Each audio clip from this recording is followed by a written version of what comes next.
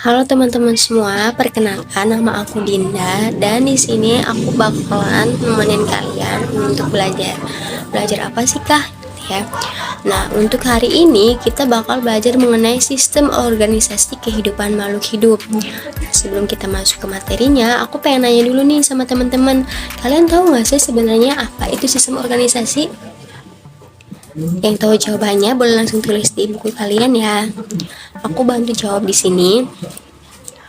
Jadi, sistem organisasi itu merupakan suatu tingkatan dari yang paling rendah sampai yang paling tinggi atau yang paling kompleks. Nah, karena dalam hal ini kita belajar mengenai sistem organisasi kehidupan makhluk hidup, jadi dapat diartikan bahwa suatu tingkatan atau kelompok makhluk hidup dari yang paling rendah sampai yang paling kompleks. Seperti itu ya teman-teman. Oke, di sini aku juga punya gambar. Tadi kan aku udah bilang kalau sebenarnya tingkatan yang paling rendah sampai yang paling tinggi ya. Di sini kita bisa lihat ada dari molekul, kemudian ada molekul membentuk sel, sel membentuk jaringan, jaringan membentuk organ, organ berkembang membentuk sistem organ sampai ke dalam organisme dan kehidupannya. Nah, ini namanya merupakan sistem organisasi kehidupan makhluk hidup. Tingkatan paling rendah yaitu molekul sampai tingkatan yang paling tinggi yaitu sel.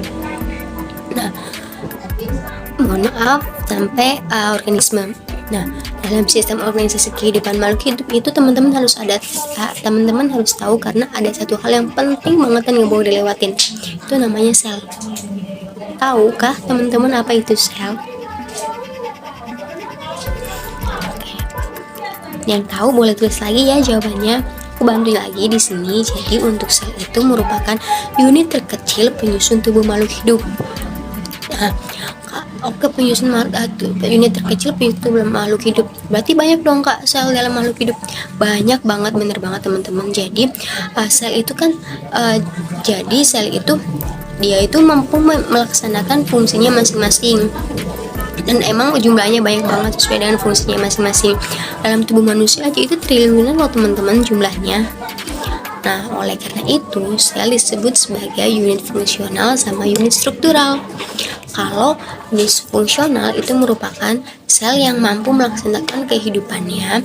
Kalau misalnya unit struktural yaitu sel merupakan unit penyusun tubuh makhluk hidup. Nah, oleh karena itu di sini sel mampu untuk melakukan reproduksi, sel juga mampu untuk melakukan regulasi terhadap hidupnya. Selain itu sel juga tanggap terhadap lingkungan. Itu karena emang fungsi selnya sebagai unit struktural sama unit fungsional. Jadi teman-teman udah tahu ya bedanya apa itu fungsi sel unit struktural sama fungsi sel unit fungsional. Nah, dalam setiap makhluk hidup itu pasti banget ada salah satu sel penyusun tubuhnya dari dua jenis sel yang ada. Nah, dua jenis sel itu apa aja Kak? Ada dua teman-teman. Yang pertama ada sel eukariotik sama sel prokariotik. Nah, bedanya apa sih Kak? Kalau semisal sel prokariotik itu sel masih dalam bahasa Yunani itu belum gitu. Kalau misal sel eukariotik atau euk itu dalam bahasa Yunani artinya maju, jadi selnya udah maju. Nah, gimana tuh Kak maksudnya maju mundur itu? Oke, jadi untuk sel prokariotik itu sel yang belum mempunyai membran inti atau pembungkus. Sedangkan untuk sel eukariotik dia sudah mempunyai membran inti atau pembungkusnya.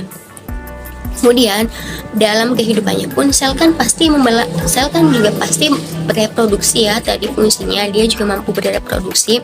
Nah, caranya pakai apa sih Kak? Nah, reproduksi sel itu pakai pembelahan. Nah, ini beda teman-teman antara pembelahan sel prokariotik sama sel eukariotik. Kalau pembelahan sel prokariotik itu menggunakan pembelahan biner. Kalau misal sel eukariotik itu menggunakan pembelahan mitosis. Bedanya apa lagi tuh Kak? Ini PR teman-teman banyak ya kayaknya. Nanti teman-teman boleh cari tahu apa itu perbedaan pembelahan biner sama apa itu pembelahan mitosis. Nah, selain itu perbedaan antara sel prokariotik sama eukariotik juga masih ada nih teman-teman. Kalau sel eukariotik dia itu terdiri dua DNA. Kalau misal dari sel eukariotik dia itu cuma terdiri dari satu DNA.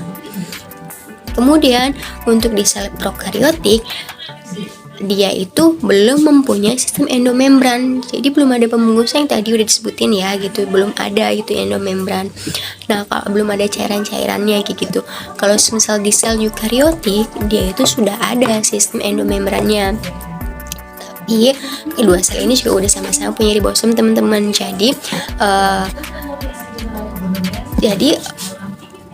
Fungsi ribosom sendiri itu untuk membentuk protein. Nah, protein sendiri tahu dong ya teman-teman, untuk membuat energi juga gitu. Tadi udah tahu nih perbedaannya sel prokaryotik sama sel eukaryotik. Terus adanya di mana, Kak? Oke, kalau misal sel prokaryotik itu biasanya berada di bakteri karena dia masih selnya masih jumlah 1 gitu ya. Di bakteri itu contohnya ganggang sama alga biru.